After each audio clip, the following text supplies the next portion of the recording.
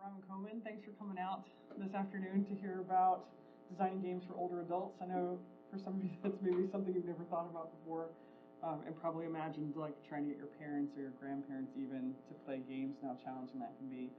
So just a little bit about me. I am the lead designer and chief storyteller at an indie studio called Story Tonic.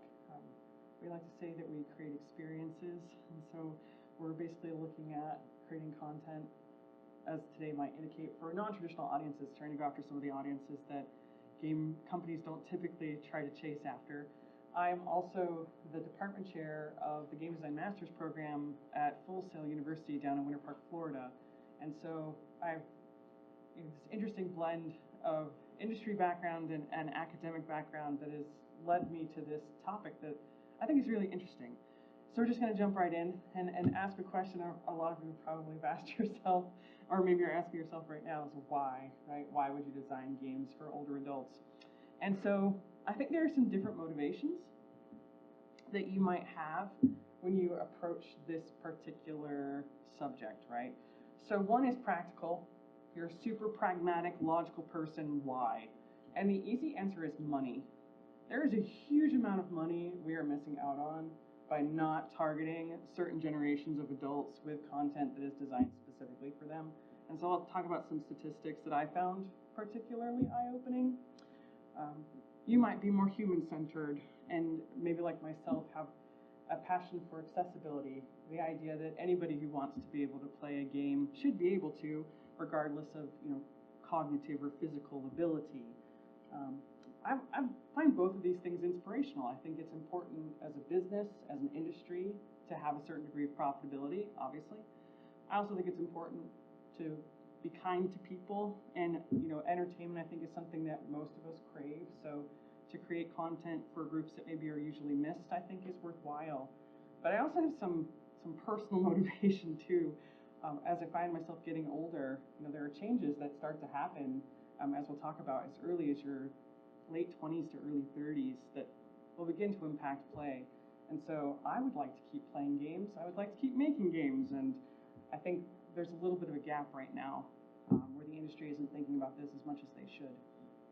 So there are three generations I want to talk about as we get into this: the silent generation, baby boomers, and Gen X, right? So the three generations before millennials. And some of us in the room might fall into those generations, and the rest of you probably don't. So when we look at the silent generation, we're talking about people who were born from 1928 to 1945. So basically 74 and up, right? And so again, for some of you that might be parents, for some of you that might be grandparents. Baby boomers were born between 1946 and 1964, and so right now 55 and up.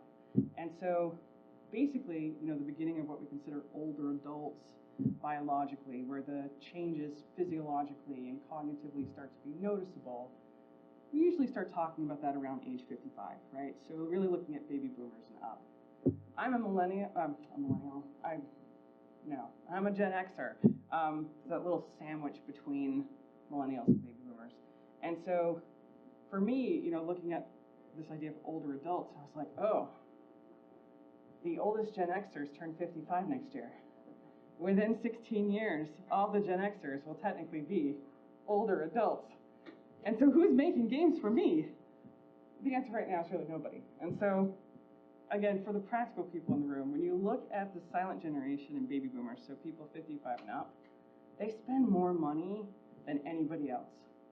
Baby boomers make up 20% of the population currently in the US, and they spent $548 billion on stuff last year. And the portion of that stuff that included video games was not nearly big enough. So Gen Xers also make up 20% of the population. And like I said, realizing for myself as I creep through my 40s that technically being an older adult looms, I was like, well, if I'm getting there and people of my generation are getting there who grew up playing games, right? My first console was the Atari 2600. I remember going into arcades as a kid, so I've literally grown up with the game industry, and a lot of people in my generation have. And so if we are falling into this framework of being older adults, how do I make sure that the games I love to play are going to accommodate me, right? So let's talk some stats. So I've got some information from a couple of different resources. The first coming from the Entertainment Software Association. If you don't know who the ESA is, you should. They are the folks that run the ESRB, our rating body. And every year they put out this really awesome document for us called the ESA Essentials. And so the ESA Essentials is basically the best source of free statistics on audience demographics and sales that we get as developers. Everything else is pricey. And so in the ESA Essentials for this year, for 2019, there was some really interesting information. For the first time, they actually expanded out their discussion of the audience and looked at generational differences. So they actually talked about boomers and talked about Gen Xers and talked about millennials in a way that they haven't done before, which was super exciting for me. And so 23% of baby boomers, so those folks who we've talked about are 55 and up, have been gamers for more than 25 years. So they've been playing games for longer than some of you have been alive. And again, we're not necessarily creating content for them. So interesting gender differences. 66% of male boomers play games on a computer. 58% of female boomers play games on their smartphones. So we have people who are getting this technology for other stuff, right? Computers are practical. We use them to, manage our finances. We use them to pay our bills. We use them to, get on social media and stay in touch with folks. But they're also using that for gaming as well, which I think has all kinds of interesting implications for us as developers as we look at maybe platforms that we might target. Also, this past year, which I found really interesting, the audience demographic has shifted such that, and when you look at active player base, there's a tie. There are just as many audience members over the age of 50 as there are under the age of 18. Both of those currently sit at 21%. And I guarantee you, if you talk to the average developer, they're spending way more time and attention and focus targeting kids under the age of 18 than they are looking at how to create content that's appropriate to people over the age of 50, even though they're equally as large. And they have more money to spend, right? Which, again, for me, on the practical side, I'm like, wait a minute. 14-year-old's got to ask mom and dad for permission. This 60-year-old can buy what they want, right? And fixed income aside, that $548 billion is like a glowing sign in my head. I want some of that for my little company to grow. So, when you look at Gen Xers, coming back to my generation, 66% of them play games on a smartphone, which is probably not surprising. You've probably heard the term, I hope, maybe digital native versus digital immigrant. It's basically just a pair of phrases that look at how comfortable we are with technology, how much of our lives we've spent with certain levels of technology.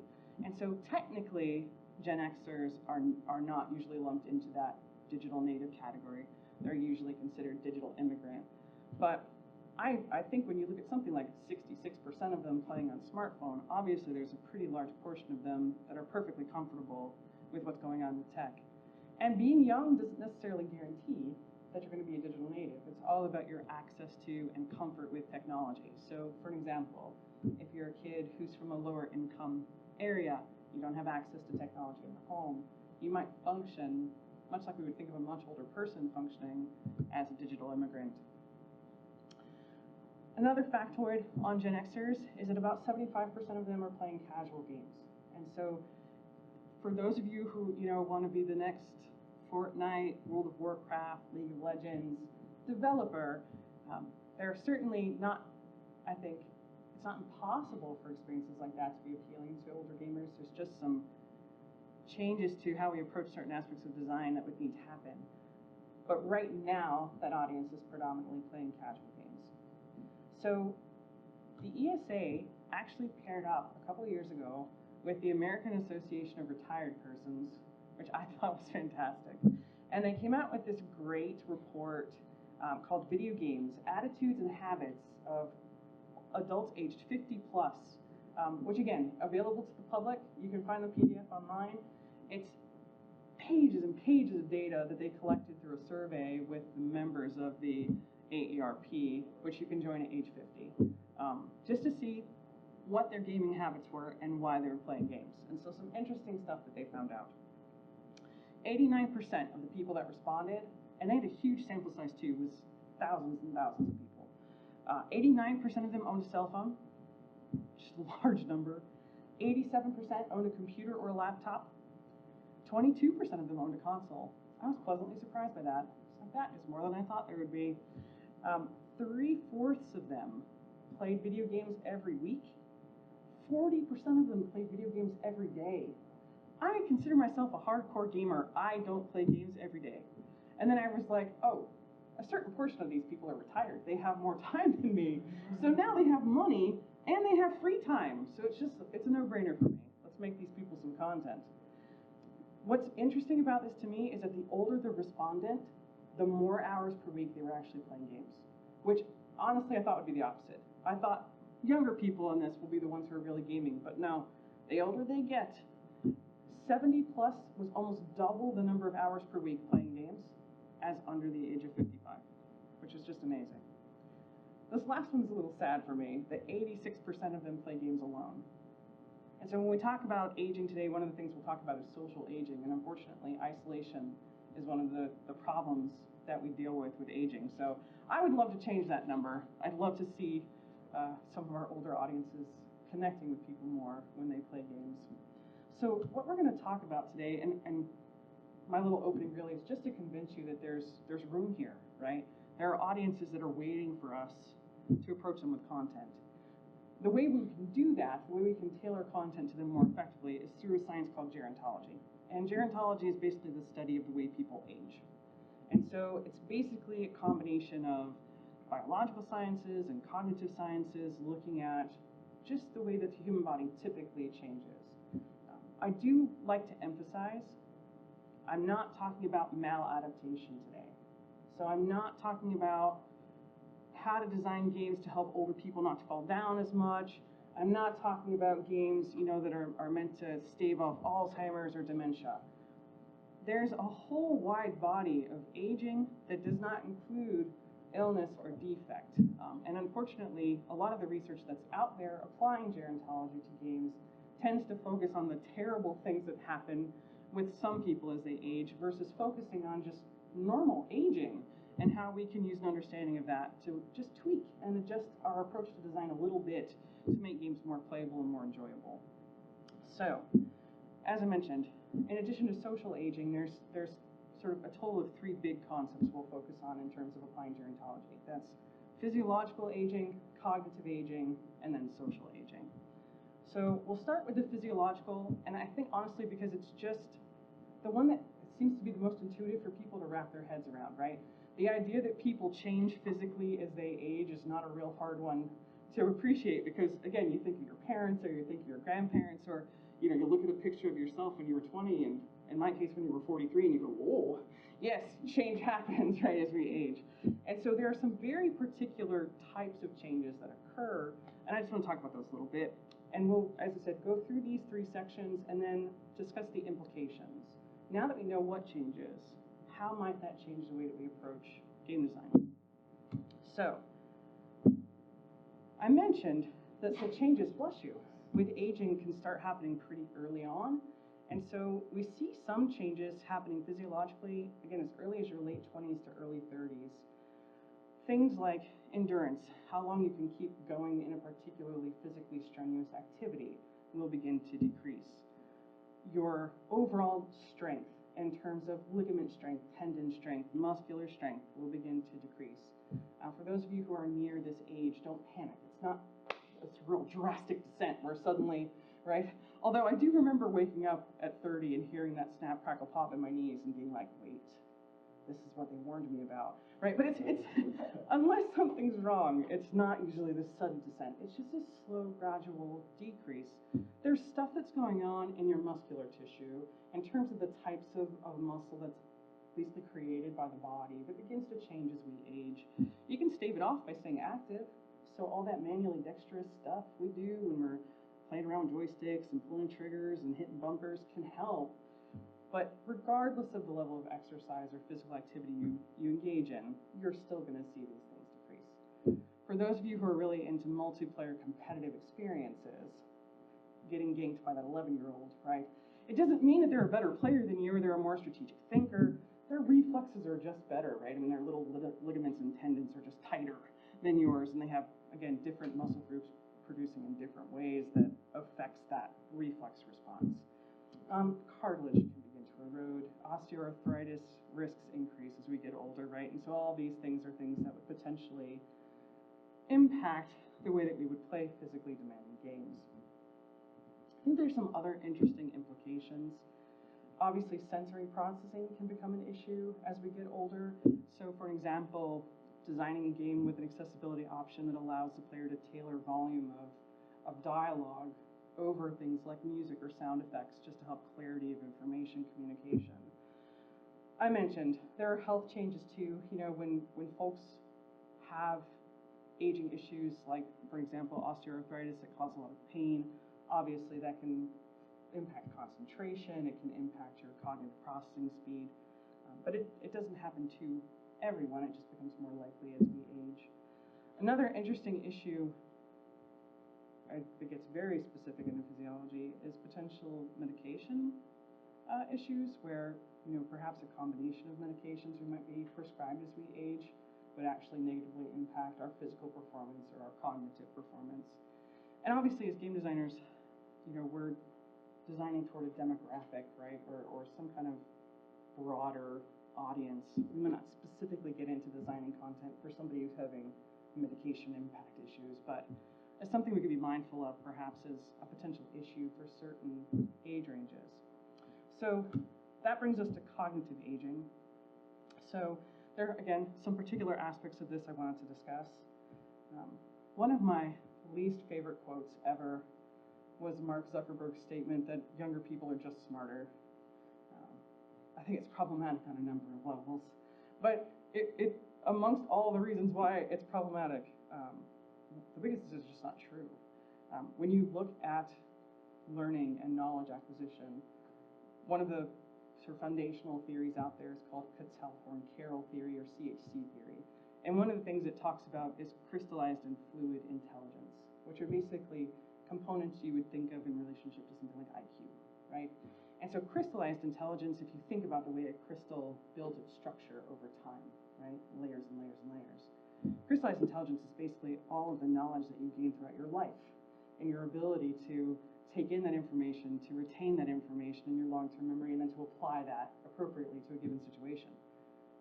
The older you are, the more opportunity you've had to build crystallized intelligence, right? Not obviously everyone is going to pursue new learning throughout their life, but obviously, you know, a 60-year-old has more learning potential than a 10-year-old.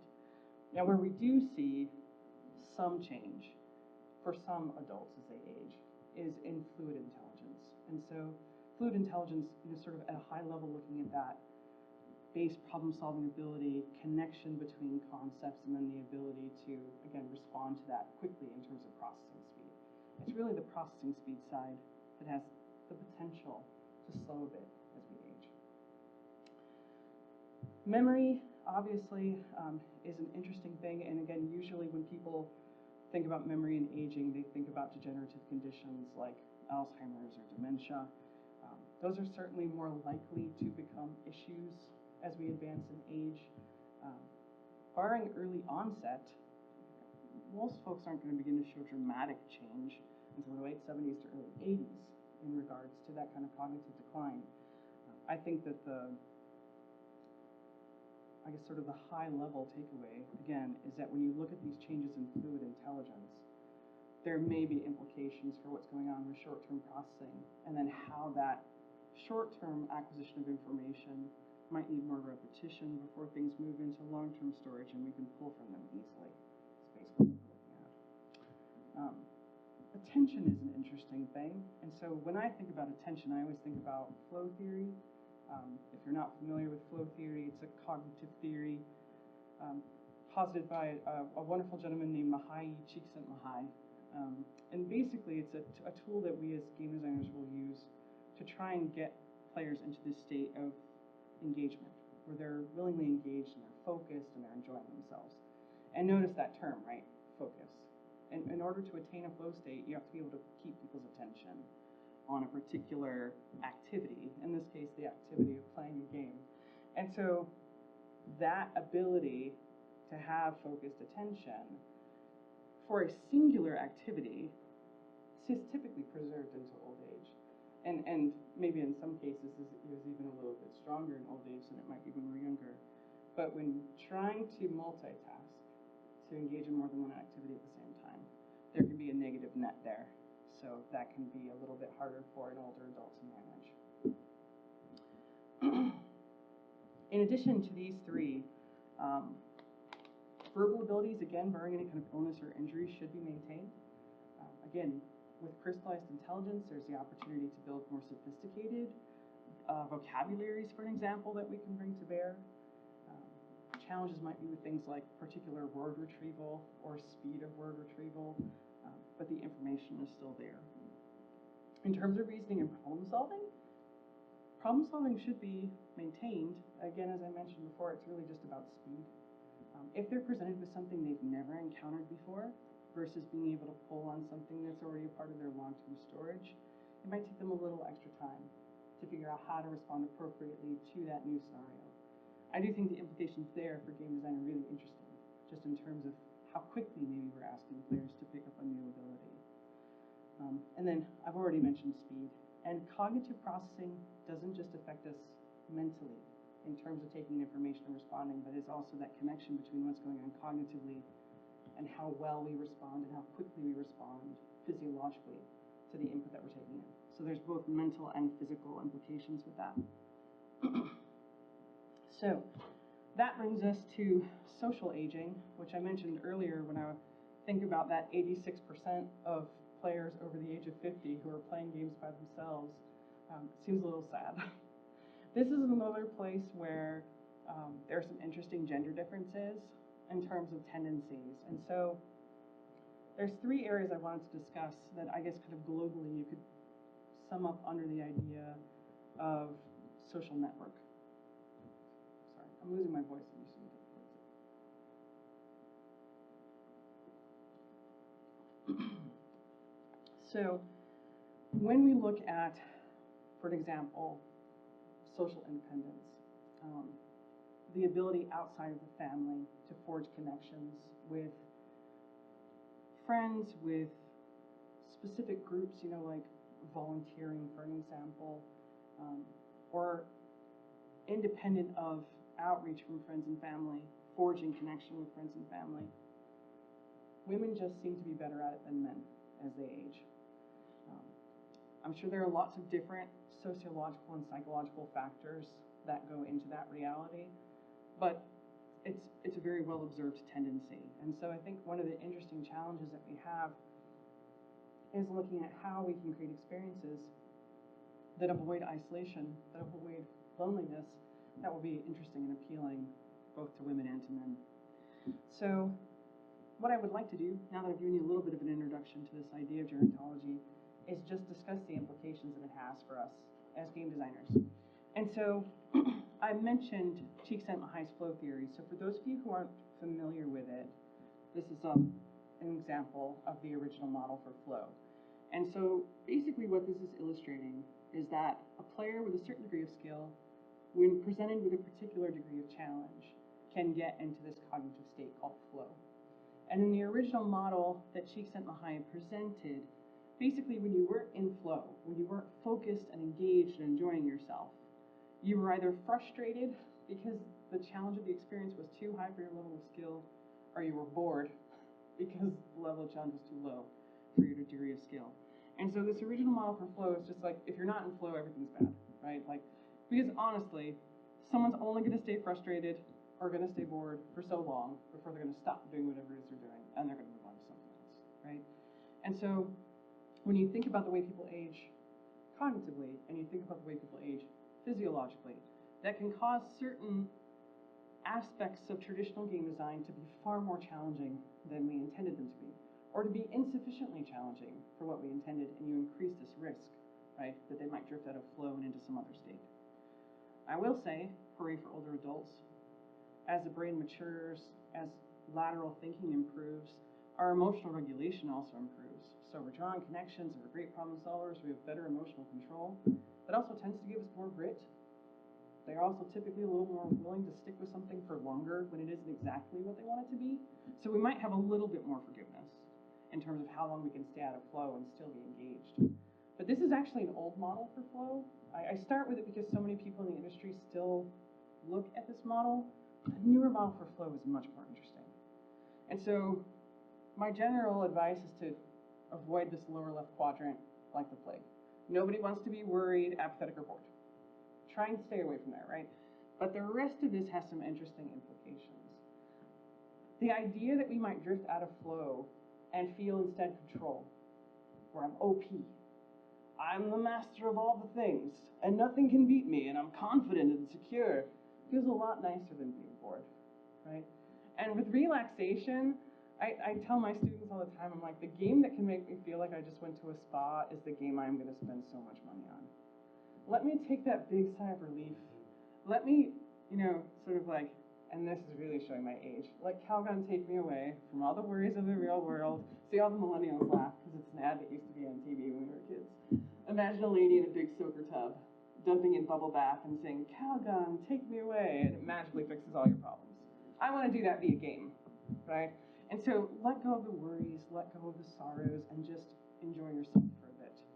And when you talk to older adults who play games, this is often where they want to be. They often want to be in this place of control or relaxation or flow. And all of these, again, have real interesting, I think, implications for how we might approach design. It's not that arousal and anxiety can't be appealing. And arousal here is just emotional arousal, right? Something that gives me the feels. They are typically more physiologically impactful, right? My heart is racing, my respiration is increasing. And so, I love survival horror games, for example. So, it's like when I'm creeping around in Fatal Frame and I hear something in the corner and I've got to hold up the camera and a ghost is screaming in my face, like, all the adrenaline rush and all of that. Very satisfying. But for an older adult, perhaps not something they would pursue as often, or because of the changes that happen with endurance, that they would be able to tolerate quite as long. And so, again, implications, we might adjust the design of those kinds of experiences a bit. So that brings us to some heuristics. So things to consider when we understand the changes that happen with aging. So biggie, right, is new skills. When you look at introducing somebody to a new world, right, which is basically what a game does, there's always this balance of intrinsic and extrinsic rules. So extrinsic stuff is stuff that I can bring with me from the real world, like gravity works, right? If I fall something high and I land, it's probably going to hurt me. And so extrinsic stuff plays off of that crystallized intelligence, plays off of that long-term storage, and allows the player maybe to take on some challenges without having to be gentle through them, right? And then intrinsic knowledge or intrinsic rules are all the things that are unique to my world that I'm going to have to teach the player. And so basically the idea is slow that down a bit, right? And so pacing of what we call the introduction practice mastery pattern should be adjusted for older adults. If you've not heard the term IPM or introduction practice mastery before, it's basically an approach where we introduce a mechanic or mechanics, we give the player the opportunity to practice those mechanics before we put them into a situation where they're going to have to be able to apply them consistently and appropriately to be successful, right? And so the idea here is just on a cognitive processing level, on a physiological speed of response level, slowing the pace can make something more playable. It's one of the ways that we can reduce some of that unintended challenge to allow the player to have a more enjoyable experience. Part of this, I think, is complexity that we take for granted as people that have grown up playing games. And so, again, holding a controller in your hand with 2 joysticks and a D-pad, 2 triggers, 2 bumpers, right? I always think of the old Xbox controller with the ebony and pearl weirdness and the oversized, right? When you think about trying to get the older adult away from a platform they're comfortable with, like a smartphone or a computer where they know how to use a mouse and a keyboard, and you put that controller in their hand, they just need to practice that for a minute, right? Like, you don't even have to introduce anything super complex. It's just what do I do with this thing? What are my options, right? And so when you think back to a control scheme like the Wii, which is often cited in research on creating game experiences for older adults, the simplicity of that control scheme reduced some of that barrier, right? I always think of my mom. She was not a gamer, never touched any of the consoles that I had. The one I got her to play was the Wii. She loved to bowl. She was on a bowling team when she was young. And one holiday, kicked on the Wii, brought up bowling, and she was like, how do we do this? Put a controller in her hand, she bowled a 260. She kicked everybody's butt. It was fantastic. And after that, perpetually, every time we got together, are we gonna play that bowling game, right? And the relative simplicity of the control scheme was just a huge reduction of barrier. And so, and again, I think for most of us as designers, hopefully we're in this habit, but I think part of this is just getting out of our own head, is getting out of what we're comfortable and familiar with, the genres that we know, the body of mechanics that we've, kind of embedded in our long-term processing, to get into the mindset of an audience that wants to be engaged, but has never experienced some of these things before, and figuring out a way that's engaging and entertaining to introduce them to that content. So, in that vein, obviously, if you have an audience that you're anticipating, because again, we talked about it, right? There's boomers that are playing games. It's a pretty healthy percentage. We've definitely got Gen Xers that are playing games. So if we anticipate that they have some experience, there are certain things that we don't have to slow the pacing down for as much. But even with that, there are some things that they likely wouldn't enjoy. Death as a punishment is not the favorite, right? Anything that removes a lot of time, progress, points, power is going to be seen as a really harsh punishment by this particular audience of players. I had one older adult player, and you'll see them in a case study in a minute here, who actually said, tell designers I don't want them to kill me in games. I'm close enough in real life. Like, I get it. Yeah, don't remind me of my mortality, right? Like, let me be all powerful and,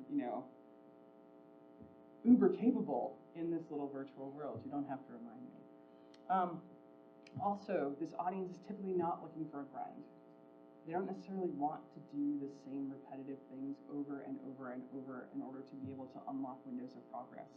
And I think in part, because when you look at Gen Xers and you look at boomers, there's so many other things they do besides play games, right? It's probably not the foundational hobby for a majority of them, but it's something they're kind of fitting in on the side. Now, again, as I said, according to that research that the AARP and the ESA did, there's a healthy portion of them that are playing games every week. There's a healthy portion of them playing games every day, but they're probably not sitting down for 4 to 6 to 8 hour blocks. If for no other reason, then quite frankly, their hands are going to start to hurt, right? And so we might, for an example, when you think about something like length of play, look at how we can create shorter but still satisfying sessions of play, right? It's like when you think about your game, does the player have to sit there for 15 minutes, 30 minutes, an hour? I mean, there are some games I play for 4 hours and I still feel like I didn't get anything done. Breath of the Wild. And it's my own fault, right? Because it's basically a walking photo tour for me, and I go and take pictures of pretty things, and then I go, where did the time go? I had that quest. But so, for the average older adult, the idea of them sitting that long, especially holding something like a smartphone or a controller in their hand, remember, joint degradation, osteoarthritis, like it's literally just going to start to hurt. For some of us, that's probably already happening. Trying to play with half a Joy-Con for the Switch, I love it, but I have decent sized hands for a chick. I have maybe a half an hour. They've gotten so much money out of me on peripherals because I have to have something larger in my hands, or my hands just start to hurt. Even if I want to play longer, I can't. And then obviously, social connection. I think that it's very interesting to see. Again, I don't know, how many of you are looking at these statistics, but the decrease in player base that has started to happen among women over the age of 35 with the rise in popularity of competitive multiplayer gaming and esports. Not a lot of people talking about that yet, but it is definitely happening. That kind of play, especially when you have matchmaking that's going to have people across multiple generations playing together, is probably not going to be a huge draw for the average older adult. I would say the anonymity generally of that kind of experience is probably not the most productive route, but couch co-op, getting people playing together face to face, bringing them together to connect, definitely. Indirect competition, where I can have friends whose performance I'm tracking, but we're not actively impacting one another, like, beat solitaire, enter less moves than you this week, bring it, right? Words with friends, right? That kind of asynchronous, where there's still connection, there can still be competition. I don't know about you, man, but playing pinochle with my old aunties back in the day, there's definitely competition. But there's something about being together face to face, seeing one another, having that tone and emotional capability to respond that is more satisfying. And then again, hopefully helps to ease the isolation that is sometimes a problem as adults get older. So I mentioned I have a couple of case studies. I always like to give examples to kind of back up the ideas that we're talking about. So we're going to start B. She's 78, so she's a part of what we call the silent generation. Her draw into gaming, and I would look at B as somebody who plays on an average of probably 30 minutes to an hour and a half every day. Her favorite platform is Pogo. And if you're not familiar with Pogo, it is a casual game platform on the web. It allows you to have a list of friends whose performance in a variety of games that you can track in addition to your own, so it hits that asynchronous, indirect competition that we were talking about. There was a while where you could also have a little avatar that you customized for Pogo. I'm not sure if they're still doing that, but I know back in the day that was a big draw for her. But for her, it was all about practicing and polishing her mahjong skills. B is like a competitive mahjonger. She has a group of ladies that she gets together with every other week, and they play mahjong, and so she basically uses playing against the AI on the Pogo platform to keep herself ready for the competition. And when she's not feeling mahjong, there's a variety of other digitized board games that attract her attention. I think some of the ideas we can pull back from, right? Digitized board games are games that she grew up playing, so they're already a part of her long-term storage. She's comfortable with the rules. She's used a computer as a businesswoman for years, and so the idea of playing with a mouse and a keyboard doesn't impose any kind of intimidation factor. It's also completely at her own desired length of time and pace, right? The average length of any one of these digitized board games is probably not more than about 15 to 35 minutes. And so it's pulling from a lot of the concepts that we've talked about in terms of what an older adult would likely want to see. Deal breaker for her, not a real big fan of ultra realistic graphics. She likes things that are a little bit more stylized and cartoony. Probably not a huge shock. That is something we see kind of commonly with women, not just with older women. And then that punishment for failure. She doesn't mind losing, but the idea that it would have some kind of enormous consequence on her ability to improve, not a real popular approach. So move on to a baby boomer. This is Dylan, and so I'd mentioned that he's my guy. He was like, don't kill me, I'm close enough in real life. And so for him, what drew him to games, he was never a gamer through his whole life. Even though, again, when you think about boomers, they would have been, anywhere from late teens to early 20s as electromechanical machines started to give way to arcades. So could have gotten in on the later end, I guess, of that part of the beginning industry, but didn't. He didn't actually start playing games until he had a grandson. And when his grandson started playing video games, he was like, how will I bond with this strange creature? And he let his grandson teach him how to play Halo. And his descriptions of learning how to use the controller and control movement and camera at the same time, which is something that I completely take for granted, right? Move my character with one thumb, look around to aim with the other. It's just something you do. Not for Dylan. So he was like, just the pain of that was pretty enormous. And I wouldn't say based on his reports that he actually enjoyed playing first-person shooters like Halo. He didn't. He did it, right, because he wanted to connect with his grandson. But that became his gateway. What he found he really enjoyed were fantasy RPGs. lifelong reader of high fantasy, suddenly he is the heroic knight who can, despite, again, the changes that come with age, for games that have I would say, a more reasonable body of mechanics, right? His favorites are experiences like Fable or Skyrim, right? He jokes that is his retirement, 6 to 8 hours a day on Skyrim since it's come out, which is, again, way more hardcore than me. That idea of being invincible, invulnerable. Dylan recently told me that he has discovered modding, which impressed me, right? It's like not something that typically I would assume an older adult would find on their own. And delightfully told me about the magic room in Skyrim that you can walk into that gives you every weapon and piece of armor in the game. And so just kits himself out and all the maximum stuff and goes and lays waste to the world. Not looking for that traditional kind of challenge grind that we would associate with flow, but really adoring being in control, right? Again, the knowledge that they can always be victorious in the day in kind of that old fantasy heroic style. This last one is not, I just like to, sort of forewarn, a case study that I worked with personally. It was just such a beautiful moment in and around older adults gaming that I had to share. And some of you may have heard about this. Does anyone know the story of Terminatur? So this a grandmother who was playing D&D with her grandson. So this all started when a guy named Antoine posted on Twitter a memorial for his grandmother who had just passed from pancreatic cancer. And she had spent the last year leading up to her death learning how to play D&D with him. Like, I have goosebumps. It was such a beautiful story. And so here's this sweet little lady. She's 74 years old, and her grandson says, "Grandma, would you like to come and play Dungeons and Dragons with me and with my friends?" And so her draw, much like Dylan, was her grandson. She wanted to connect. So she said, "Sure, I'll come and play Dungeons and Dragons with you." And he sat down, and here's a beautiful pacing moment, and spent hours carefully walking his grandmother through the task of creating a character and the significance of the choices that she would be making.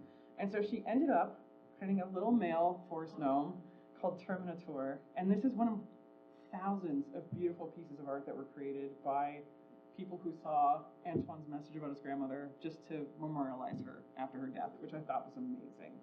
And so she fell in love with her little gnome, who she named Terminatur because she was thinking of termites burrowing in wood. She picked a forest gnome because she thought they sounded cheerful. And on their very first mission, they ended up in a haunted, kind of possessed environment. And on her very first roll to attack a beastie, she rolled a 20, nat 20. And everyone lost their minds. They were so excited. And it's the best roll you can get naturally if you're not a D&D player. And so from there, Terminatur, the Terminator, became a thing. And she spent, as her health permitted, a year, composing, like, her grandson wrote an in-character message inviting Terminatur to join their party permanently, and she responded as Terminatur with a little drawing of her character and carved it in a million stamps a la Harry Potter and kind of sent it back to him.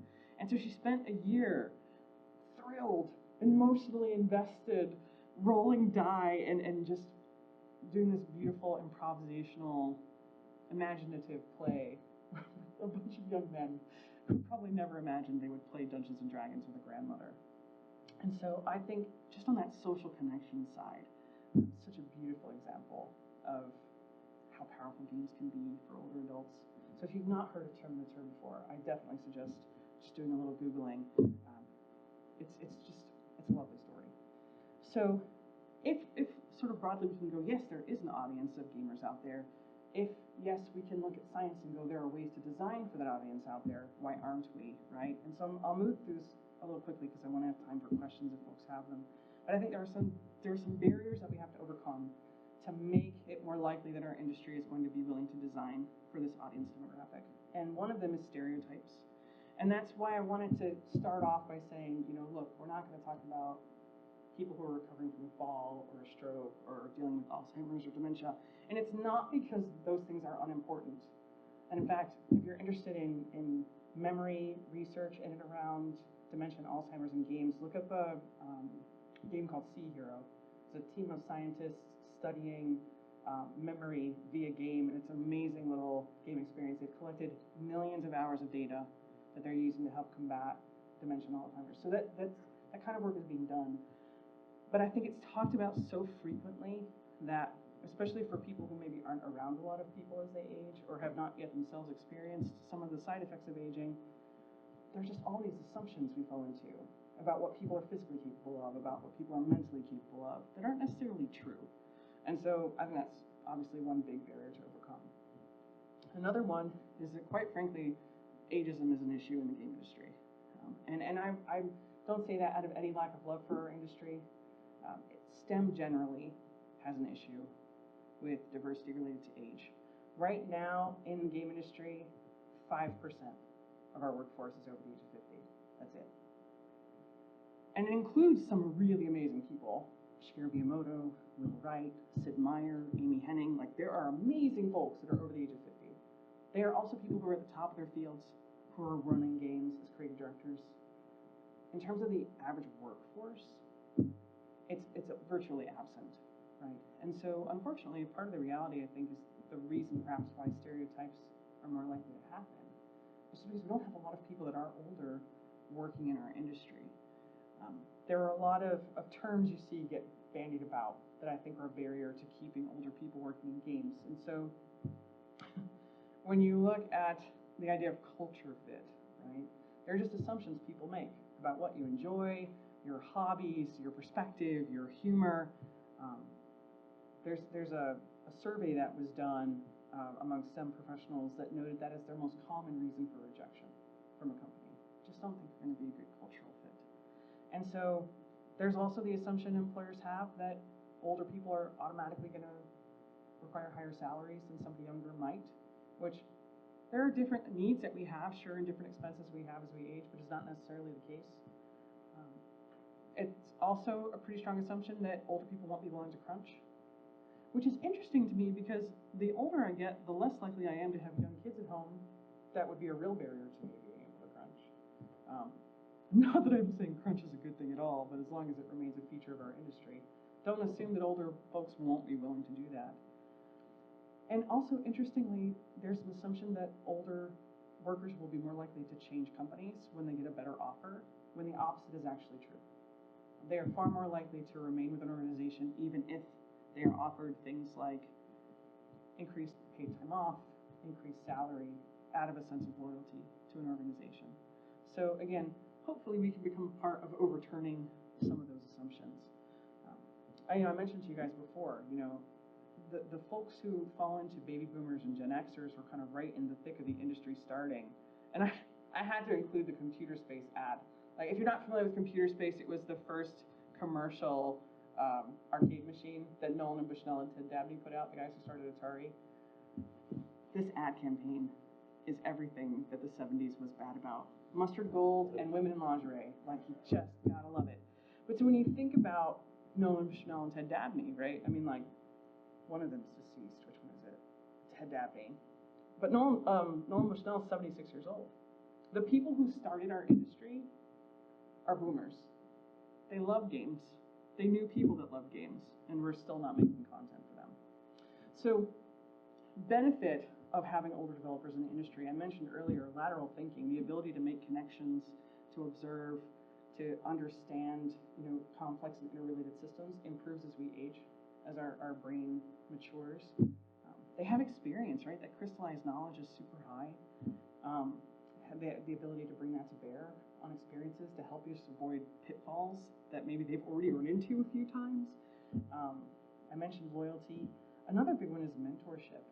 Being able to pass along perspective to younger developers who are coming into the industry. And again, if we do have older workers, in the workforce, they should be able to help us better approach how to design content for people who are of a similar age. A little less of a leap for them to make, right? When if they're waking up in the morning with that, achy finger from that skiing accident they had when they were 25, and how that affects their bumper usage, right? They might have that to bring to bear. So, before we get into question to answer. Obviously, this is a snapshot of the now. A lot of the data that I'm looking at is available in relationship to the US. There are certainly some interesting regional differences when you look at different cultures and how they view aging and how they respond to aging. Obviously, the composition of our population is going to go through some really interesting shifts in the next 10 to 20 years. But even just looking at the now, and this huge block of millennials that are steamrolling towards this status of being older adults, I think it's definitely worth looking at how to create content that will hopefully keep them able to play games and enjoying the act of playing games into the future. So, questions? Oh, thanks. Well, one of the questions will be is the marketing. Mm-hmm. Because if I made something, the game or target to older adult, I'm a mom, again, we have a webcam. But it's just, the idea was, it's difficult to market toward them because as a young adult, we know where to get the information, right? You're right. As the older adult, like my mom or my dad, we do not know where to focus like marketing and say, okay, this game maybe you can play it. Here's go, you can play it, but where I can market the game. Right. That's my main problem. Oh, of course, yeah. How do I get you to it, right? I've made this game that's perfect for you. How do I let you know it's there? That's a phenomenal question. Because they're not watching YouTube. They aren't paying attention to influencers, right? They're not checking out somebody's Instagram, like none of that. So what do? I think you go where they are, right? And so places like Facebook, print, and magazines, which I know sounds, we make these things out of paper that people buy physically. Yes, there are still people that do that, right? You know, even looking at, obviously, a lot of the games I think that have successfully garnered some of this audience will sell advertising space within their games to companies that make similar products or for their own other products. So I think that's another way to get them. Television viewership is still pretty high in these audience demographics. So, you know, if you can afford, and the rates of that are not nearly as expensive as they used to be, if you can afford to get some airtime for a particular experience. So I think you're right. You can't go the traditional model that you would use for millennials and Gen Zers, for sure. You have to hit different avenues to bring attention. There's a stronger dependency on word of mouth for this audience as well. So if you can get some of them talking about it face to face with their friends, which is where I think another benefit of the physical means is because you can hand someone something and go like, hey, you should check this out. So probably your best bets. What else is just news websites? Yeah. This is a very news politically engaged group, and if they have moved away from the newspaper, they're in a physical newspaper, they're definitely reading it online. Yeah, no, that's great, absolutely.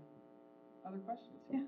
Kind of piggybacking off of the marketing stuff, how would you suggest maybe like getting them over the hurdle of like this is a game, and they probably have, you know, preconceived notions of like, oh, games are hard, and like they've probably been tried to play other games in the past, maybe even aside from maybe like having like an actual news piece on it, which is probably wildly more expensive than just an advertising piece, or like getting other people specifically to show them the games.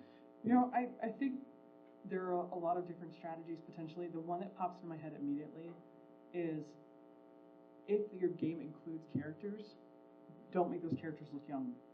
They don't have to be, I would say, aesthetically unappealing in their age, right? Like it doesn't have to be, you know, I don't know why the Assassin's Creed Odyssey old lady has popped in my head, but like you don't have to be a wrinkled crone. But even just having a stylized avatar with silver hair, right? Instead of, you know, defaulting to blonde or brunette or whatever, I think maybe subconsciously helps them to go like, oh, this might be targeted toward me. But I also think too, it's like companies who decide purposefully to create something that will be more engaging for an older adult should not be afraid to brag about the choices that they've made a bit. Obviously, a lot of this audience is probably, especially on smartphone and PC side, looking at, you know, free to play, which has benefits and disadvantages, but even if you wanted to do something premium, offering a small demonstration, letting them see a demo and actually getting a taste of what the experience would be like would probably help as well. Good question. Yeah. I had a comment on something that kind of fascinated me throughout this, that the majority of the points you made are kind of cross-generation. My girlfriend is 23, but her mother kind of had a stigma against video games growing up, so she only grew up with books and movies and started gaming when she got to college. And she has a lot of the same barriers and preferences that you mentioned because as far as video games are concerned, she's a digital immigrant. Yeah. And I thought that was really cool. Yeah, no, absolutely. And I think it's a really important takeaway because she's not alone, right? I mean, there are a lot of people, I think, we make these assumptions about access to technology or play habits. There are a lot of people that fall outside of those expectations who could find something they enjoy. Just like there are older people who, stealthily, have been playing games since like Zork and Colossal Cave Adventure back in the day and never stopped, who know on a cognitive level how to approach the act of playing games, but maybe on the physiological side, suddenly aren't as good at certain things as they used to be. And if we could just retune a little bit, right? Maybe we keep them satisfied and we keep them playing. There's always genre shift, right? Where I might go from something that's very reflex intensive to something that's turn-based in its structure that doesn't require me to respond so quickly. But why should I have to give up the kind of games that I love to play just because they're failing to accommodate the fact that I'm a little slower than I used to be? I think we can do both. That would be great. Yeah, it's a really cool point. Thank you. I got time for one more. Yeah. Sure. Okay. I want to know, like, in regards to older generations, do they show any type of preference for certain types of stories or genres? Oh, that's a really great question. The report from the AARP and the ESA that I mentioned has this wonderful breakdown of the kinds of games they prefer. Right at the top are puzzle games, which is probably not surprising. They are generally player set pace. They are more cognitively driven than reflex driven. So yes, they tend to like story. They tend to like puzzles. They tend to enjoy more strategic experiences. And so yes, there are definitely certain genres that tend to have a broader appeal. Absolutely. Candy Crush, I mean, love it or hate it, right? King has done a phenomenal job. I have a huge family on my mom's side. I'm the youngest of 31 grandchildren, which is a village. And so I've got a cousin who's old enough to be my mom, who no joke, she had her game set up so that every time she played Candy Crush, it would post to Facebook. And I just started counting hours. And I was like, I think we need to do an intervention with Cousin Colleen. And so she was playing Candy Crush like 20 hours a week. And I was like, they've got something here, right? It's bright, it's colorful, it's stylized. Again, there's not a huge punishment for failure. I've maybe lost a few seconds to a few minutes of my time. And so, yeah, there are things that we can definitely learn from the companies that have been so successful. You had a question? Yeah. Yep, we have a minute and a half.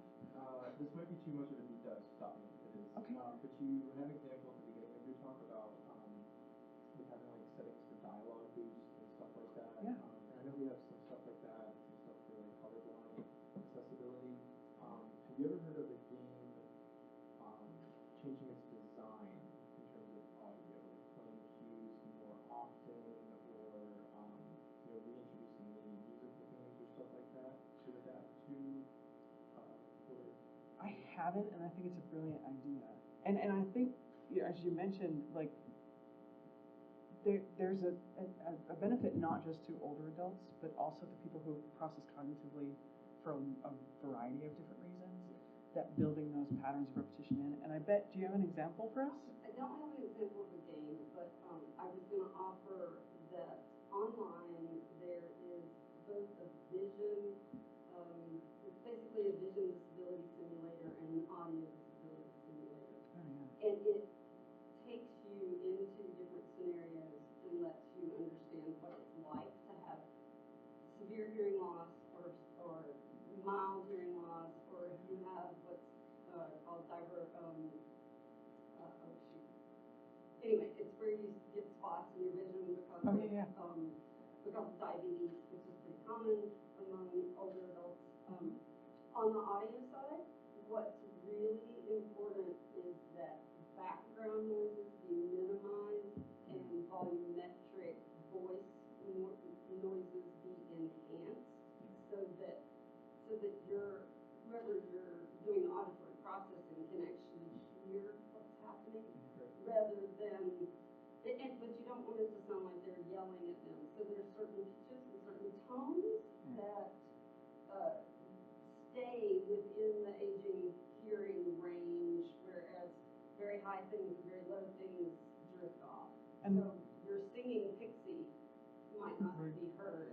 Well, and there are some interesting gender differences with that as well that are worth looking at for sure in terms of pitch and tone.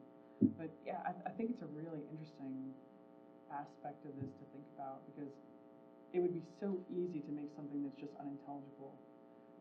But you know, the International Game Developers Association's Special Interest Group for Accessibility has a white paper and like a top 10 recommendations list that they've put out that I think are super helpful. They offer ideas that are very cost effective, and one of the number one things I think is just getting in the habit of using subtitles as being basically insufficient compared to closed captioning. If you use closed captioning because you're also giving some of that environmental information that maybe they would miss, it's much more helpful. You know, think about playing a game like Dead Space, where I might get dialogue, but I can't hear the necromorphs in the air ducts, right? So if you use subtitles, you'll miss that. But if you use closed captioning, they'll give you that information, and even indications of things like music changes, and just reduce that barrier a bit. If you can't give fine audio manipulation control, it's another option. Who was that? Which group? The Special Interest Group on Accessibility in the IGDA. Yep. And I'll have the break there, but if anyone wants to stay around and ask any questions, I'd be happy to chat. Thank you all so much for coming out. Have a great rest of your day.